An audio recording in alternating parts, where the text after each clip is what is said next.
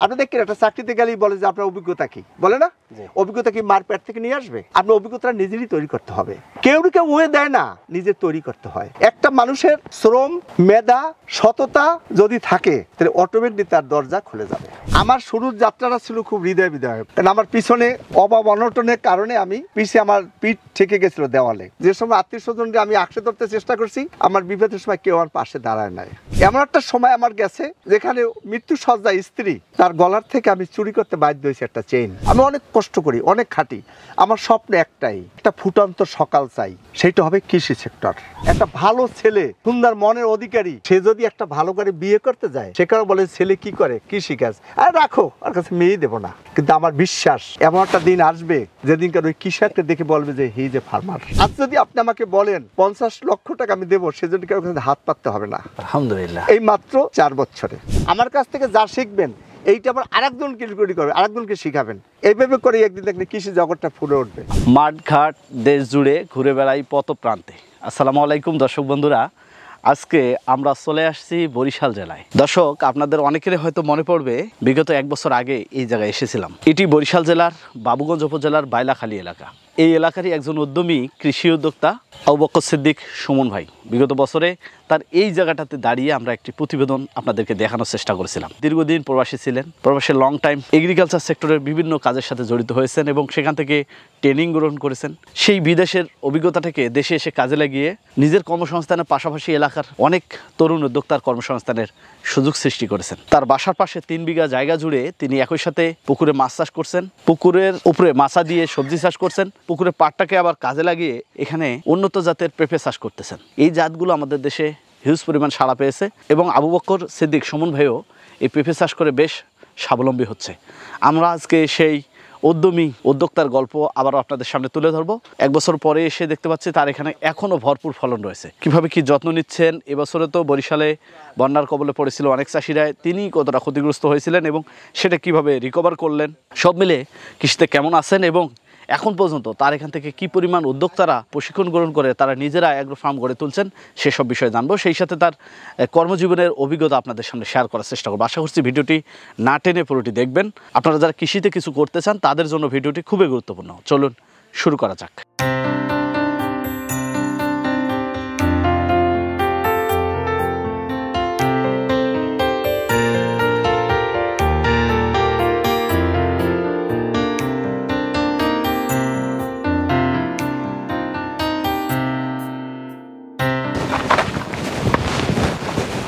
আসসালামু আলাইকুম। ওয়ালাইকুম আসসালাম। কেমন আছেন ভাই? ইনশাআল্লাহ ভালো আছি। কেমন আছেন? আলহামদুলিল্লাহ। আপনার এখানে এসে না ভালো থাকার কিছু নেই। আপনার এখানে আসলে আমার আরো তারুণ্য শক্তিটা মনে হয় আরো বেশি কাজ করে, জাগ্রত হয়। আমিও আসার সাথে সাথে আমি একটু উৎসাহ পাই। শোন ভাই, এই যে ড্রেস মেসিং হলো কিভাবে আজকে? আমার তো এইটাই ড্রেস, বুট পরি, 3 কোয়ার্টার প্যান্ট পরি, মাথায় দেই, আপনার হাফ পরি, আমি কাজ করি সবসময়।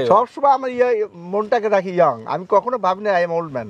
আচ্ছা, কি করতেছিলেন এখানে? এখানে ওই একটু পরিচর্যা করতেছি আর কি, কারণ পেঁপে গাছ তো এবছর তো বন্যায় অনেকটা নষ্ট করে ফেলছে। তারপর যেটুকু হয়েছে এগুলো নিয়ে মোটামুটি একটু আশাবাদী, যেটুকুই আছে কিছু বিক্রি করছে, কিছু আছে। আচ্ছা, গতবার আসছিলাম অনেক ফল ছিল, গত বছর খুব ভালো হয়েছিল। এবছরে যে ভালো হয় না তা না, দুঃখজনক কথা হয়েছে, আপনি আসেন আমার যখন বিক্রি হয়ে যায় তখন। এবছর আমার ফল বিক্রি হয়ে গেছে, এখন এবছর মনে হয় 4 ভাগের 1 ভাগ আছে। গত বছর যখন আসছেন তখন ছিল 1/3।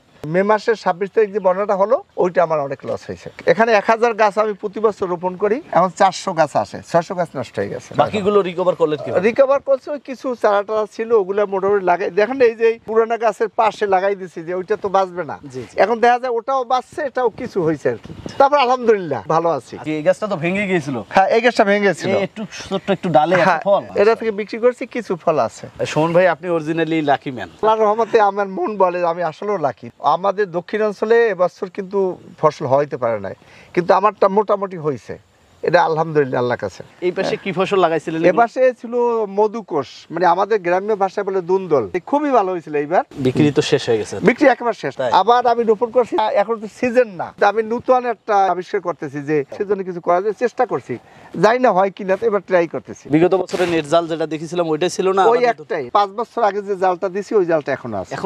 এখনো আছে। মাঝখানে আপনার সাথে কথা হয়েছিল ধুন্দল মনে হয় ভালো মূল্যে বিক্রিও করেছে। হ্যাঁ, ধুন্দলটা খারাপ হয় না, ধুন্দল এবার মনে হয় প্রায় 6 থেকে 700 মণ দুন্দুল বিক্রি করছি। 700 মণ? 700 মণ। এবারে সবজির দাম তো অনেক বেশি। সবজির দাম এবছর দুন্দুল মানে 1000 থেকে 1600 টাকা মণ বিক্রি করছি। লেবার টেবার খরচা বাদ দিয়া আমার 5 লক্ষ টাকার উপরে লাভ হয়েছে। কিন্তু এই বছর আবার লাউতে বেশি ভালো করতে পারি নাই। লাউয়ের মাথায় আবার মিষ্টি, লাউয়ের মাথায় আবার মিষ্টি গুঁড়া চেঞ্জ করছি। দর্শক, সুমন ভাইয়ের কাছে আসলে অনেক কিছু শেখা হয় একই সাথে, এবং অনেক কিছু শোনার পরে মনে হয় যে অবিশ্বাস্য। বাস্তবে তার ঘেরের পাশ দিয়ে যে জায়গাটুকু রয়েছে সেখানে তিনি 5 লক্ষ টাকা প্রফিট করছেন সবজি বিক্রি করে। পাকছে? হ্যাঁ, এটা পাইকে গেছে। আপনি বুঝবেন আর কি। এই যে পাইকে গেছে, আপনি আনতে কাটেন, এই যে আমরা দেখাই। কাটবো? কাটবো? দেখি দর্শক। বাহ, দেখেন মাশাআল্লাহ মাশাআল্লাহ, আলহামদুলিল্লাহ। দর্শক, খেয়ে দেখেন, অনেক মিষ্টি, একবারে পরিপক্ক পেঁপে গাছে পাকছে। এটা অনেক মিষ্টি। 3-4টা জিন দিয়া এটাকে আমি ধরে করছি, এবং আল্লাহর রহমতে পেঁপের সাইজটাও খারাপ হয় না। কোয়ান্টিটি একটু কম হয়, এখানে 3 মণ 3.5 মণ বেশি হওয়ার সম্ভাবনা নাই। আরো একজন শুভাকাঙ্ক্ষী আমাদের সাথে যুক্ত হয়েছে, তিনি মূলত এটি দেখতে আসছে।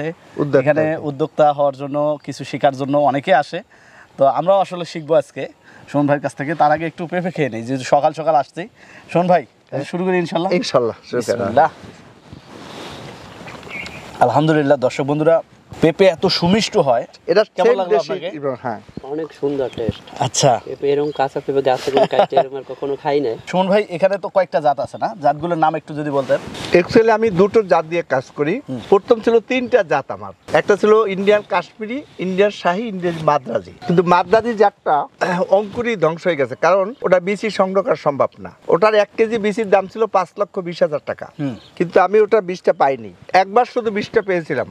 এরপর আমি সমস্ত ইন্ডিয়াতে, কেরালা থেকে আরম্ভ করে অনেক জায়গা ঘুরেছি, কিন্তু ওই বীজটা আমি সংগ্রহ করতে পারিনি। আচ্ছা, যার জন্য এখন আমার 2টা জাত আছে, ইন্ডিয়ান শাহী, ইন্ডিয়ান কাশ্মীরি। এই পেঁপেটা যদি আপনার একদিন ঘরে রাখতেন, তারপরে খেতেন, আরো মিষ্টি হতো। আপনি গল্পের ফাঁকে বলছেন যে নিজেকে কখনো ওল্ড ম্যান মনে করেন না। আমি কখনো ভাবি না। এই বয়সে এসে আপনার মধ্যে যে তারুণ্যের শক্তিটা, আমরা যেটা আসলে দর্শকদের দেখাতে চেয়েছিলাম, যে একজন লোক বৃদ্ধ হতে পারে, বয়স্ক হতে পারে, তারুণ্যের শক্তিটা সেটাকে কাজে লাগিয়ে কৃষিতে কিছু যে করা যায়, সেটা কিন্তু আপনি করে দেখিয়েছেন। আপনি গত বছর, আগের বছর যে আপনার একটা ভিডিও করছিলেন, ওই সময় আমার জীবনযাত্রা তো দেখছেন, তার থেকে এখন ওল্ড লাগে না, আপনার ইয়ং লাগে। বলেন, আরো ইয়ং লাগতেছে আপনাকে। এর কারণ হইছে আপনার ওই ভিডিও করার পরপরই কিন্তু আমি জাতিসংঘ পুরস্কার পাইছি। তাই? ওই পুরস্কারটা পাওয়ার সাথে সাথে আমার বয়স হয়েছে 30। আর এখন আমি এই মহাত্মা গান্ধী পুরস্কারটা ইন্ডিয়া থেকে নিয়ে আসছি এই মাসে 8 তারিখে। আচ্ছা, এখন আমার বয়স, আমি মনে করি আমি 20 ইয়ার্স মাত্র 20 বছর। এটা আমি ভাবি আর কি, মনে মনে ভাই এত মানসিকতা আমি ফিরে পাইছি। এটা হাসির ব্যাপার যদিও, কিন্তু আমি মনে করি এটাই। গত মে মাসে আমার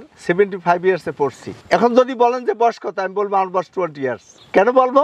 আমি একটা শক্তি ফিরে পেয়েছি, যে একটা কৃষিকাজ করেও যে এই সম্মান পাওয়া যায়, দেশ বিদেশে আন্তর্জাতিক পুরস্কার পাওয়া যায়, এইটা আমার বোধগম্য ছিল না। এবং এইটা এখন মনে করি যে আসলেও সম্ভব।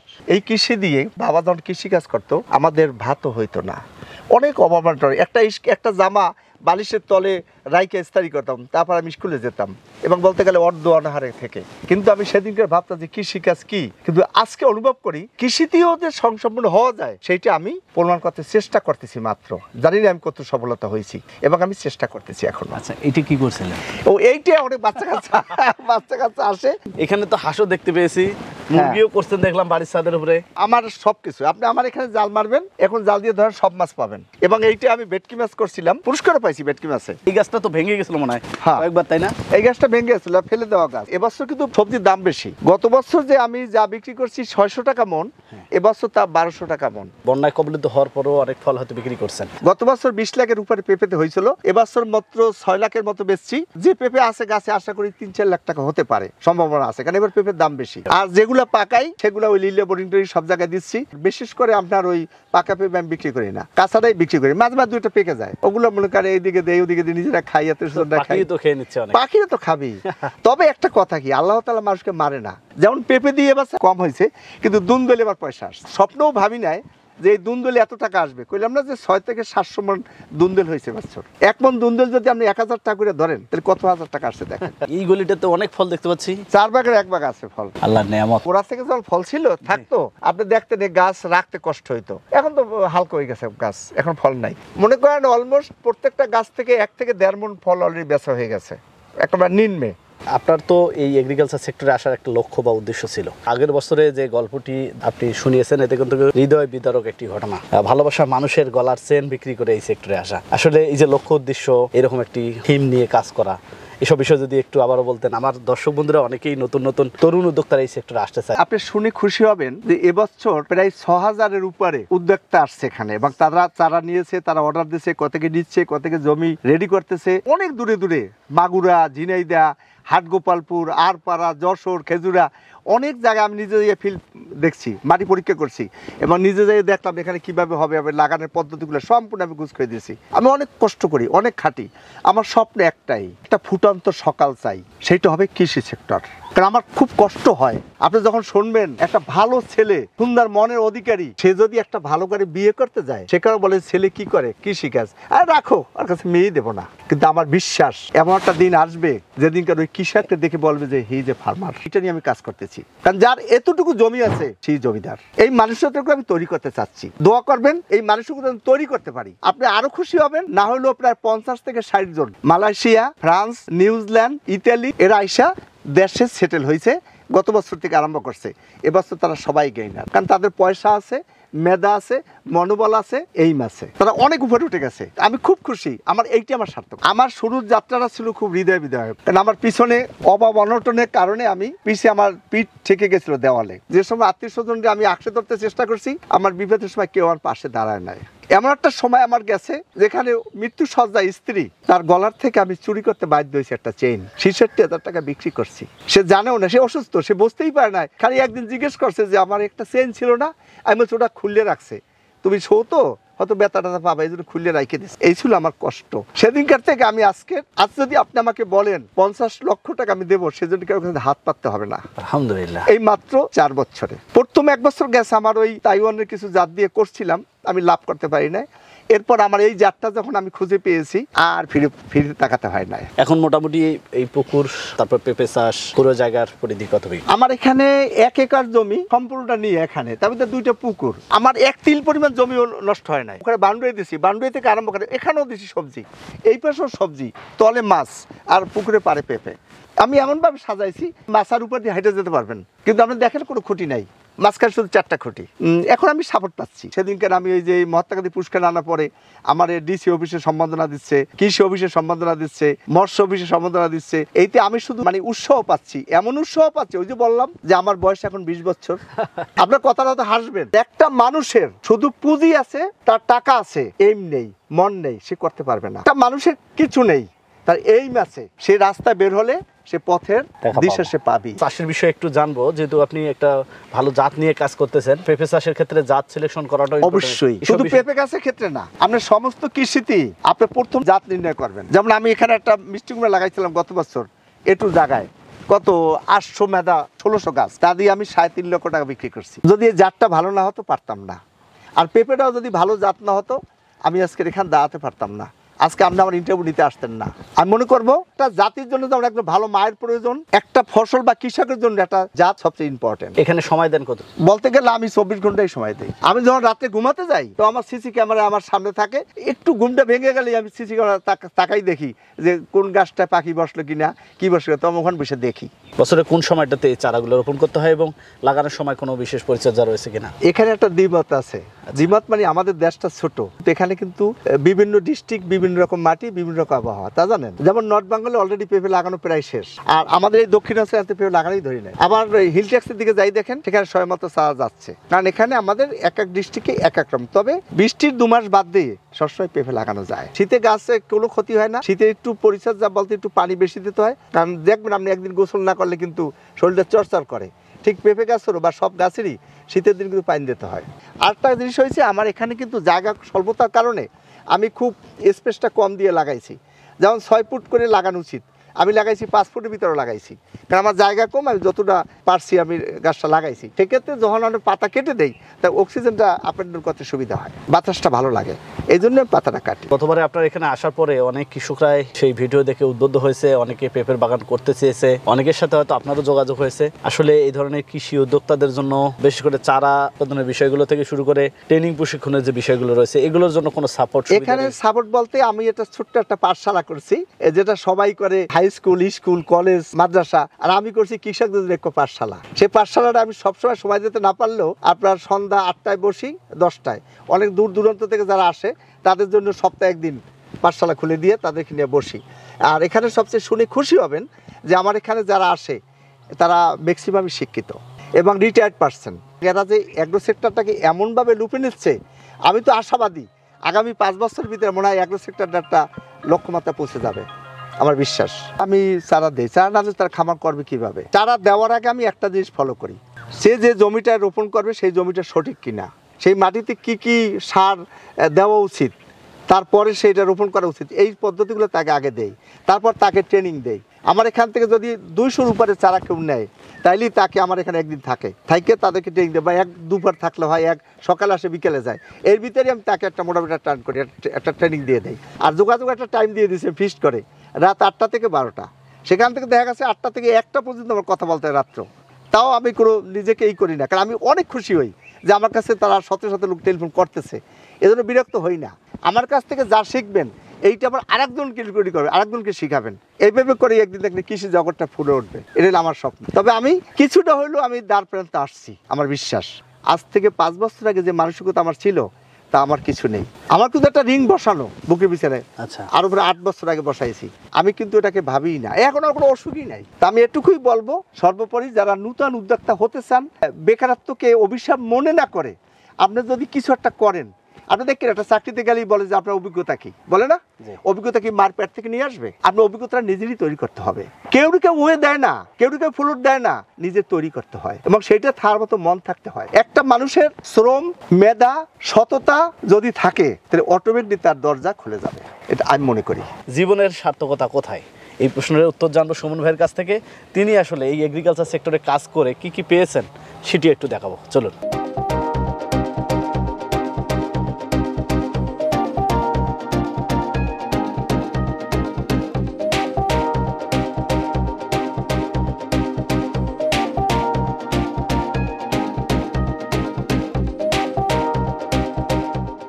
পেঁপের ব্যাপারে আমার শ্বশুর উনি সুমন সাহেব, উনি ব্যাপক উদ্ভাবনী কাজ করেছেন, ক্রিয়েটিভ কাজ করেছেন, এটা আপনার চোখের সামনে দেখতেছেন। খুব ভোরে ঘুম থেকে উঠে সারা দিন পরিশ্রম করে এবং এইটা তার ধ্যান জ্ঞান সবকিছু। এখানে দেশের বিভিন্ন প্রান্ত থেকে তার কাছে লোক আসতেছে, থাকতেছে, তার কাছ থেকে শিখতেছে। সে এক ধরনের টিচার। এখন আমাদের দেশ তো কৃষি প্রধান দেশ, বিজ্ঞানসম্মত উপায়ে এরকম কৃষিকাজ, একটা গাছে 1 মণ 1.5 মণ বা 2 মণ পেঁপে হওয়াটা কিন্তু অস্বাভাবিক ছিল একটা সময়। সবার তো সহযোগিতা হচ্ছে এবং দেশের মুখ উজ্জ্বল করতেছে, আমরা সবাই গর্বিত এই বিষয়ে। সুমন ভাইয়ের যে সুনাম ছড়িয়ে পড়ছে, আমরা আসলে আনন্দিত। এই সফলতার পিছনে তার কিছু কষ্ট এবং পরিশ্রম আছে। প্রথম দিকে ব্যর্থ হয়েছেন, তারপরে তিনি হাল ছাড়েন নাই। সুমন ভাই আসলে সৎ মানুষ, ঠিক আছে। তিনি যা করেছেন তার পরিশ্রমের মাধ্যমেই করেছেন, এখানে ডাউটের কোনো কিছু নাই। উৎসাহিত হই এবং অন্যকে সাজেস্ট করি যে কৃষি উপরে কিছু করতে চাইলে সুমন ভাইয়ের কাছ থেকে পরামর্শ নেওয়ার জন্য বলি। সুমন ভাইয়ের খামার শুরু থেকে ঘেরের মাল সমস্ত থেকে মাল নিতে আসি। মনে করেন পেঁপে, কুমড়ার, তারপর তার লতি ছিল, তারপর পুঁইশাক আসলো, অনেক রকমের সবজি আসলো। বিক্রি করাটা আমিও লাভবান হচ্ছি, মালিকও লাভবান। দর্শক, বলছিলাম যে জীবনের সার্থকতা কোথায়, এই প্রশ্নটির উত্তর আবু বকর সিদ্দিক সুমন ভাইয়ের কাছ থেকেই শুনবো। তিনি তার ব্যক্তিগত জীবনের সার্থকতাটা কি পেয়েছেন এবং কোথায় তার সেই সার্থকতা লুকিয়েছিল, সেটি কিভাবে অ্যাচিভ করলেন অর্থাৎ অর্জন করলেন, সেই সব বিষয়ে জানবো। সুমন ভাই, অত্যন্ত পরিশ্রম করে এগ্রিকালচার সেক্টরে এসব করছেন, গড়েও তুলছেন সুন্দরভাবে। অর্জনটা কি, সার্থকতাটা কি জীবনের? আমার অর্জন মাত্র এই যেগুলো দেখছেন না, এগুলো কিন্তু আমি বাহক মাত্র। আমি প্রত্যেক আন্তর্জাতিক পুরস্কার যখন পেয়েছি, সাথে সাথে কিন্তু আমি আমার অবহেলিত কৃষকদেরকে উৎসর্গ করে দিয়েছি। এখন যা দেখতেছেন এটা শুধু আমার ঘরে এনে রাখতেছে। প্রথম পুরস্কার পাইছি 2টা বাংলাদেশের, ও পুরস্কার 2 এখানে নাই, ওটা বাংলাদেশে আমরা 2টা সিট কোম্পানি দিয়েছে আমাকে। এরপরে আপনার পুরস্কার পাইছি এইটা, তারপরে পাইছি আমি এইটা এশিয়া মহাদেশে, এইটা পাইছি আপনার, এটা নেপাল থেকে আনছি, যাইয়া নেপালের পার্লামেন্ট থেকে এটা দিয়েছে, স্পিকারের হাতে দিয়েছে। আর এইটা দিয়েছে ঢাকা ইউনিভার্সিটি স্পন্সর করছে, ওখান থেকে ডলি জহুর আমার হাতে তুলে দিচ্ছে। 27টা দেশের কৃষিবিদ্যা ছিল, কৃষিবিদ্যার আমি 1 নম্বরে হয়েছে, এটা আমার সবচেয়ে ভালো লাগতেছে। আর এইটা পাইছি মহাত্মা গান্ধী পুরস্কার, মানে এই মাসে 8 তারিখে নিয়ে আসছি, এটা বারাসাত বিদ্যাসাগর অডিটোরিয়াম থেকে এটা নিয়ে আসছি, ইন্ডিয়া থেকে। এর বাইরেও আরেকটা পুরস্কার আমাকে গত পরশুদিন আমাকে ইনভাইট করছে, মাদার তেরেসা পুরস্কার, সেটাও কৃষিতে আমি করছি। 3 তারিখে আমি জানাবো, যদি নেই তো ইন্ডিয়া থেকে আনবো, ইন্ডিয়া কাছে আছে। আমি জিজ্ঞেস করছিলাম যে স্যার, পৃথিবীতে বড় বড় খামারি আছে, কোটি কোটি টাকার মালিক হচ্ছে অনেক, কিন্তু স্যার আমি অ্যাকচুয়ালি কিন্তু এত যোগ্যতা নাই আমার। কারণ না, আমরা বাছাই করছি স্বল্প জমি দিয়া, মানে 1 খণ্ড জমি দিয়া একটা লোক স্বয়ংসম্পূর্ণ হতে পারে, এই জিনিসগুলো তারা দেখছে। একজন আর 100 বিঘা জমি আছে, সে কোটি টাকার মালিক হতে পারে, কিন্তু ওরা ওইটাকে ধরে নাই। বা 20% জমি আছে, তা দিয়ে সে স্বয়ংসম্পূর্ণভাবে সে খেতে পারতেছে, তার কোনো অভাব নাই, এইটা দেখছে তারা। দর্শক বন্ধুরা, আজকের পর্বটি আর বাড়াবো না। এখানে মিষ্টি কুমড়া চাষ হচ্ছে ঘেরের উপরে। এই মিষ্টি কুমড়া চাষ সম্পর্কে এর পরের পর্বে আপনাদেরকে জানাবো। এটি একটি বিশেষ আকর্ষণ হবে আমার মনে হয় যে কৃষি উদ্যোক্তাদের জন্য। আপনারা এর পরের পর্বটি দেখার জন্য অবশ্যই আমাদের সাফল্যকতার সাথে থাকবেন। তো সুমন ভাই, আপনাকে অসংখ্য ধন্যবাদ, আমাদের মূল্যবান সময় দিলেন। ব্যস্ততার মধ্যে থাকেন, প্রতিনিয়ত অনেক মানুষ আসে আপনার সাথে দেখা করতে, এখনো আসছে, অনেকের ফোন কল রিসিভ করতে হয়। এই যে সবকিছু বন্ধ রেখে আমাদের সময় দিয়েছেন, আমার দর্শক বন্ধুদের জানা এবং শেখার জন্যই এই মূল্যবান সময়টি আপনি আমাদের দিয়েছেন। আমি আশা করি আপনার এগ্রিকালচার সেক্টরে এইসব কাজ আরও সামনের দিকে এগিয়ে যাবে, অনেক মানুষের কর্মসংস্থানের সুযোগ সৃষ্টি হবে।